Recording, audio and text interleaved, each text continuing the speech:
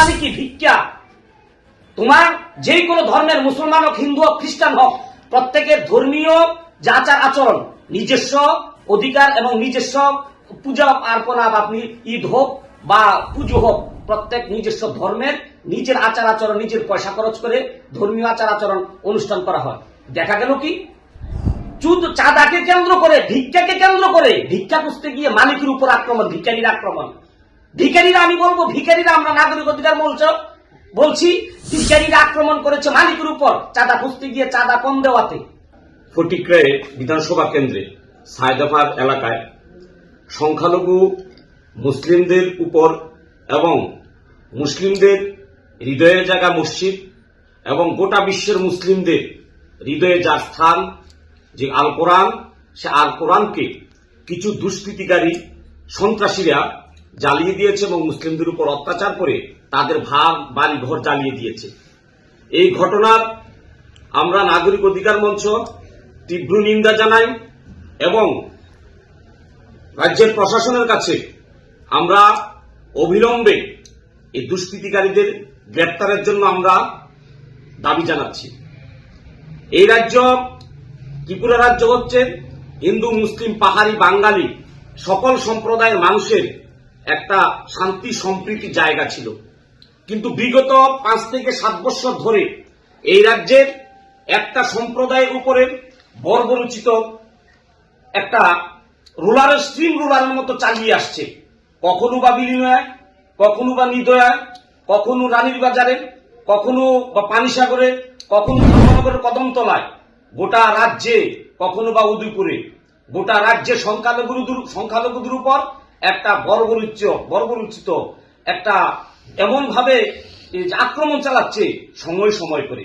আপনারা নিশ্চয় জানেন 2021-এ পানিসাগরে এবং কুমারঘাটে বহু মসজিদ জ্বালিয়ে দিয়েছিল, গোটা রাজ্যে প্রায় 16টা মসজিদ।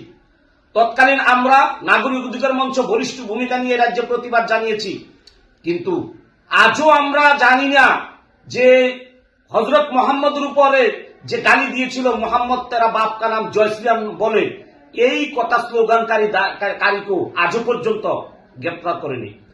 রানীর বাজারের দুষ্কৃতীদের গ্রেপ্তার করে 3 ঘন্টার মধ্যে জামিন পেয়ে যায়। উদয়পুরে যে সন্ত্রাসীরা আক্রমণ করার পর 2 ঘন্টা জামিন পেয়ে যায়। এই রাজ্যের প্রশাসনের, আমি বলবো পরোক্ষভাবে এই দুষ্কৃতিকারীরা এই প্রশাসনের দুর্বলতাকে হাতিয়ার করে তারা একটার পর একটা অঘটন করে যাচ্ছে। ঠিক তদ্রূপ আজ এই সাহস পেয়ে ফটিকরায় বিধানসভা কেন্দ্রের একজন মন্ত্রী, যে মন্ত্রীর বিভিন্ন উস্কানিমূলক বক্তব্যের কারণে এই রাজ্যে অস্থিরতা সৃষ্টি হয়, এবার দেখা গিয়েছে সেই মন্ত্রীর বিধানসভা কেন্দ্রে এই এরকম বর্বরোচিত হামলা হয়েছে।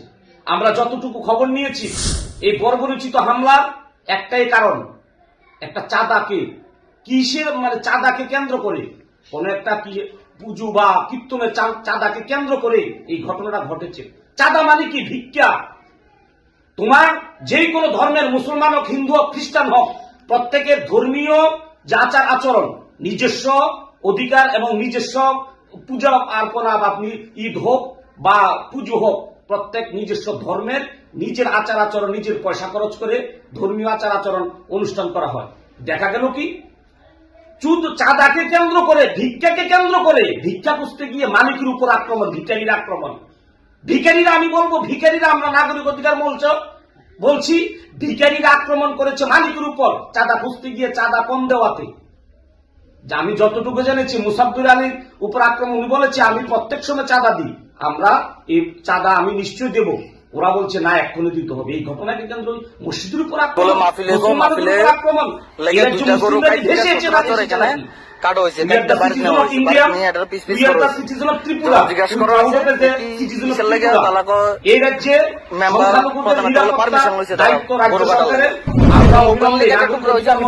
রাজ্যে প্রত্যেকটা নাগরিককে রাজ্যের হিন্দু, মুসলিম, পাহাড়ি, বাঙালির মধ্যে